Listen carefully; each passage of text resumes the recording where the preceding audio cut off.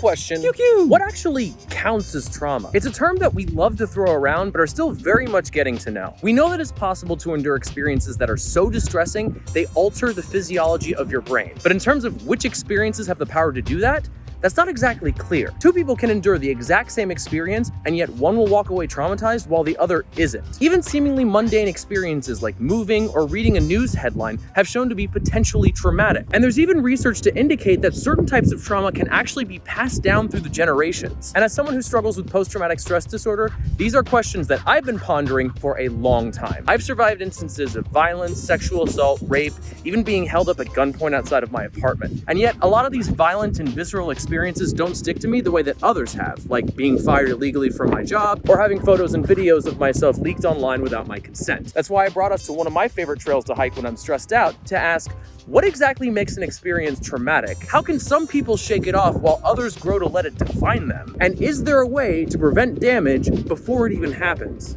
While it's important to recognize that these questions are still being investigated, there are a number of things we know about stressful situations and how they affect certain parts of the brain. First, there's your hippocampus, which deals with memory. Specifically, it deals with learning, contextualizing, and converting short-term memories into long-term ones. When it's working normally, your hippocampus is able to synthesize information from sensory and other systems into the deeper learning parts of your brain, almost like a filing cabinet. It's able to timestamp the memory in relation to other memories, and even update and recontextualize the memory based on new information. But the hippocampus has a dramatic relative for a neighbor, the amygdala.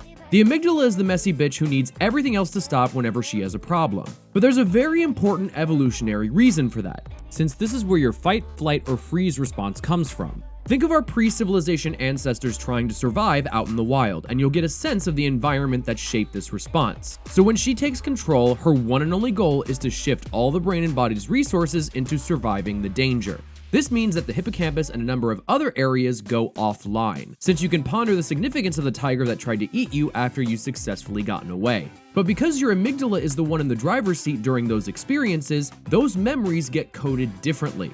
They tend to be a lot more vivid since your senses are typically in overdrive. They don't exist on the normal memory timeline of your brain. Instead, they're more frozen in time, which is why they're much more easily triggered by certain stimuli.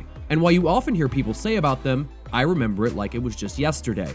Gone are the days when most of us run the risk of being eaten by a tiger, but those same mechanisms are still there. And many times they respond to threats that don't pose the same physical risk, but are threatening in other existential ways, like losing your job or your basic right to bodily autonomy. That's why it's important to remember that, since we all perceive the world a bit differently, what triggers each person's amygdala can also be a bit different.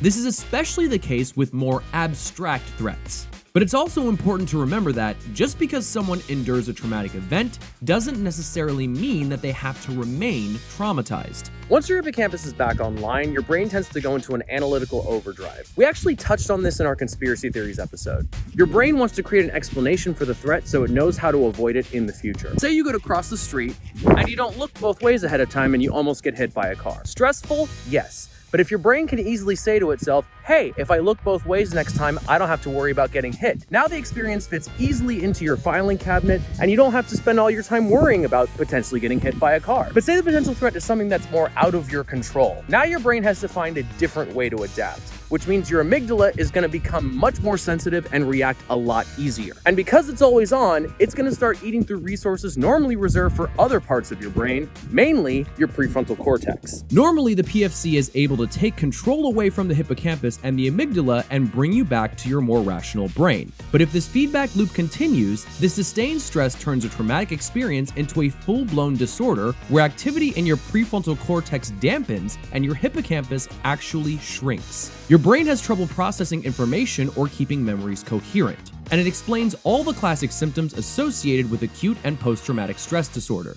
jumpiness, flashbacks, intrusive thoughts, avoidance, irritability, insomnia, sadness. And if we're not careful, these effects can compound because they can interfere with a person's ability to function and carry out relationships.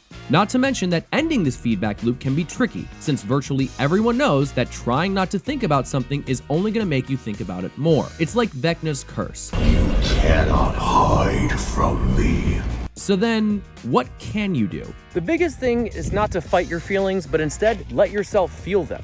We already showed you how these aren't the kind of feelings you can just suppress, so trying to do so is just going to make you more frustrated and angry. Instead of dwelling on these thoughts or other potential threats you have no control over, instead focus on what you can control. You can practice self-care by taking care of yourself physically and giving yourself opportunities to express your feelings through talking, creativity, or journaling. Some people, like myself, have found it useful to practice mindfulness, meditation, and other techniques. And if you need to get rid of some nervous energy, getting outside under the sun and getting your heart rate up is a great way to do that. But one of the best ways to build resiliency is to forge and lean on close relationships with family and loved ones. Trauma can be a very isolating experience, so leaning on those close relationships is one of the best ways to keep yourself from spiraling. But if all else fails, there's also clinical options that can help.